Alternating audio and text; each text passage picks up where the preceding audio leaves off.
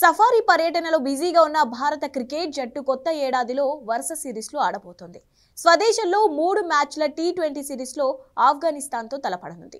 జనవరి 11 నుంచి జరగనున్న ఈ వైట్ బాల్ సిరీస్కు త్వరలోనే జట్టును ప్రకటించనున్నారు.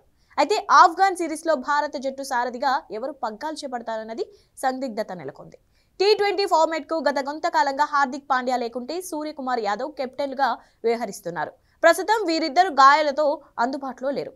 వన్డే ప్రపంచ కప్లో గాయపడిన హార్దిక్ కోలుకొని తిరిగి గ్రౌండ్లో అడుగుపెట్టేందుకు మరికొన్నాళ్ళు పడుతుంది. అలాగే సూర్యకుమార్ యాదవ్ పరిస్థితి కూడా ఇదే. ఇక ఆసియా క్రీడలో జట్టును లీడ్ చేసిన రుతురాజ్ కూడా ఇప్పట్లో కోలుకునే పరిస్థితి లేదు.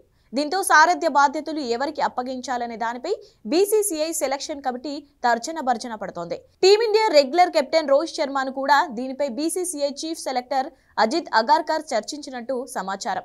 ఆఫ్ఘనిస్తాన్తో సిరీస్కు సారథిగా ఉండాలని కోరగా తన నిర్ణయం చెప్పేందుకు రోహిత్ టైం అడిగినట్టు వార్తలు వచ్చాయి. ఒకవేళ రోహిత్ అందుకు అంగీకరించకపోతే ఆఫ్ఘన్ సిరీస్లో మిడిల్ ఆర్డర్ బ్యాటర్ శ్రేయస్ అయ్యర్కు కెప్టెన్సీ అప్పగించాలని సెలక్షన్ కమిటీ భావిస్తున్నట్లు తెలుస్తోంది. శ్రేయస్కు సారథిగా మంచి అనుభవమే ఉంది. ఐపీఎల్లో ఢిల్లీ క్యాపిటల్స్, కేకేఆర్ జట్లకు కెప్టెన్గా వ్యవహరించాడు.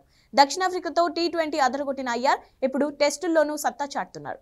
ఇదిలా ఉంటే టీ20 వరల్డ్ కప్ కు ముందు ఆడే చివరి టీ20 సిరీస్లో రెగ్యులర్ కెప్టెన్ అందుబాటులో లేకపోవడం భారత్కు ఎదురుదెబ్బగానే చెప్పాలి.